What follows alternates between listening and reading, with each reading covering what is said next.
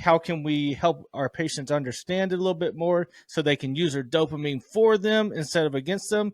And I'll tell you what, when I started going through this, I learned that I think I got a little bit more of a dopamine problem than I thought I did. I'm right there with you, brother. So dopamine, it's basically just a molecule that we use to either get something or sometimes avoid something. We're trying to reach something. So a very easy example is if I eat chocolate, do I feel a little bit better?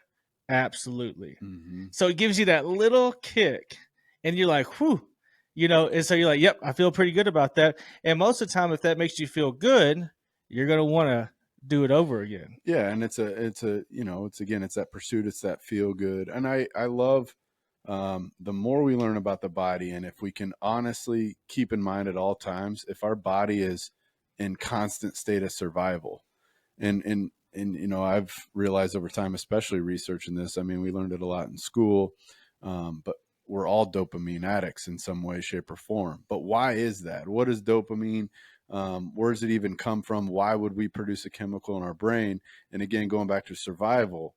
So if we wake up and I guess we should go back to it's the pursuit of eating, the pursuit of resting, and the pursuit of mating are the natural ways that we secrete dopamine to get us to survive. So when we wake up and we need food, thousands of years ago, they would wake up and have nothing, and they would need to go hunt for their food. So it's a natural chemical produced by the body to get us motivated, to get us driven to do something that's going to produce. Like, oh, I might see that deer. I might see that deer. And it's any deer hunter will tell you. Oh yeah, you get it. It's the pursuit of when the deer approach, that buck fever that you get, and shooting, killing the deer during a deer season, during the sport. Afterwards, you get a bit of a downer. Yeah, absolutely. Especially if it's not as big as you thought he was. Is buck fever actually dopamine? Is that what we?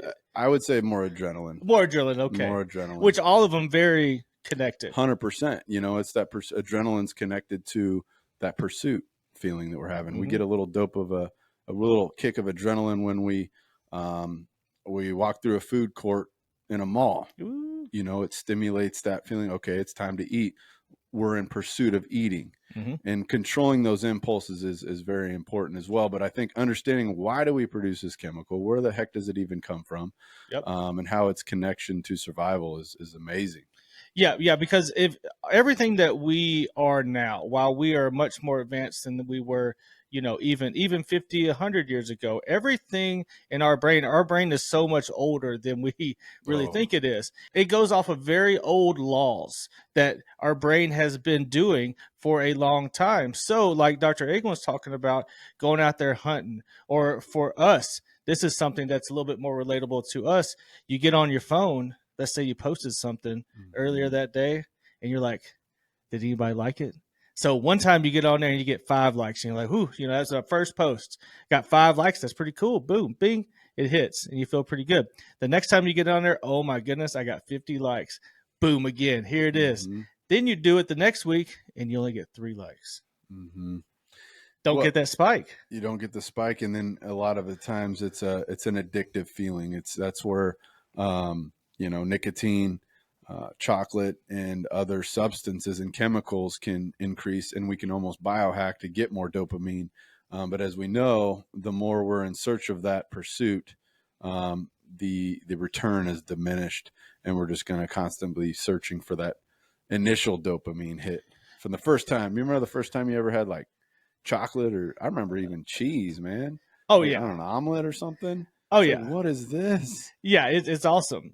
And then you keep doing it, and it gets less and less and less. And so, we've been studying, and we listened to some other big time podcasters, Andrew Huberman. We read some different research studies, and basically with your dopamine, you have a baseline level at all times. Now, that baseline level can change depending on how much dopamine you demand per activity. So let's put it in the case of someone who likes cake. When you eat cake, boom, dopamine levels go up. You feel great. You're like, yeah, awesome. If you continue that every day, you will get less and less dopamine return from that. And so Mhm. your baseline is going to get lower and lower and lower. And so you're not able to have as high peaks, and you're really not able to have as low lows either. It's just going to be flat. So you can also see that with people, and a lot of people can relate with alcohol. Mhm. You get those returns keep getting worse and worse and worse every time you drink. So the main thing with that dopamine, you only have so much to cash in on. I Mhm. mean, if dopamine's coins and you want it, boom, boom, boom, it puts a few coins in there.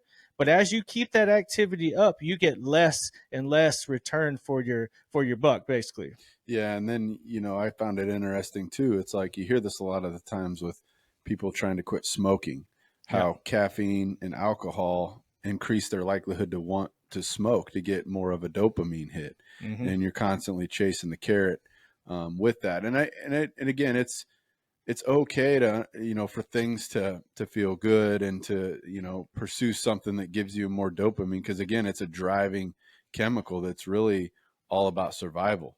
Mm-hmm. And so another thing I found interesting too is how talking about a subject that you're passionate about, for example, we secrete dopamine when we talk about holistic health, chiropractic. It's because it's our belief system, it's our love, it's our passion. So you get a group of people that are all talking about similar things, the dopamine levels increase, and that could be good or bad things. So that could be, you have a constant uh, area in a workplace that's negative. Mm-hmm. That there's a lot of toxicity, there's drama.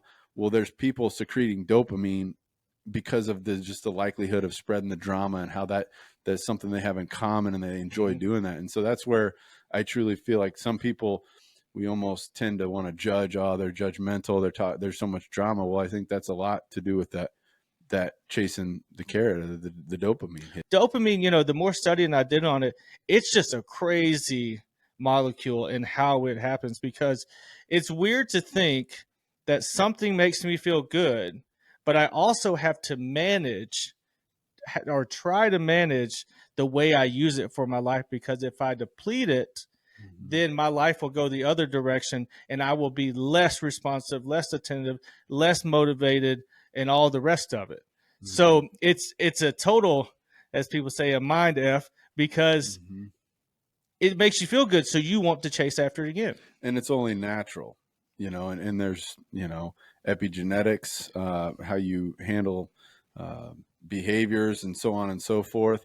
And so I, I always like to simplify things and to give an example of something. So it's kind of like that feeling. First time I hit a home run, I was 10 years old. And I remember that feeling, of hitting the ball, watching it go over, rounding first base, and watching the umpire twirl his arms around and know that you're free. That feeling that you have running around the bases is a lot better than when you get into the dugout with your boys and they're congratulating you and all that. Mm-hmm. It's just like that pursuit of it. And then you touch home plate and it's over. And then it's just like this big kind of like slow. Now you're on a little bit of A little bit a of a high high. for a little bit, but it doesn't peak like it does in the pursuit. Yep. And it's just like working out. It's just like building a business, anything, enjoying the process. We're actually in the pursuit of it, we're secreting more dopamine. Yep. But I think again, and then that's subjective. So person A could love to grind it out, go to the gym, build a business. They're secreting dopamine in that process, where not everybody is the same. Yep. But with chemicals, I think we behave very similar. So nicotine, alcohol, chocolate. Yeah. So you have to be careful with those your dopamine releases on your phone. I think that's probably the most prevalent one that we have. And the way to do that is to limit the amount of time that you spend on that darn thing.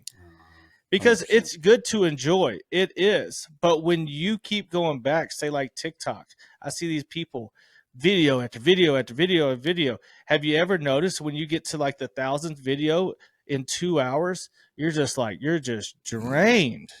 You ain't got nothing left in you, and you hadn't even moved. That's what's happening to people. Yeah. So enjoy things, but learn how your body works, and that way you can use it so you can have a good time all the time and you just don't wear your body out.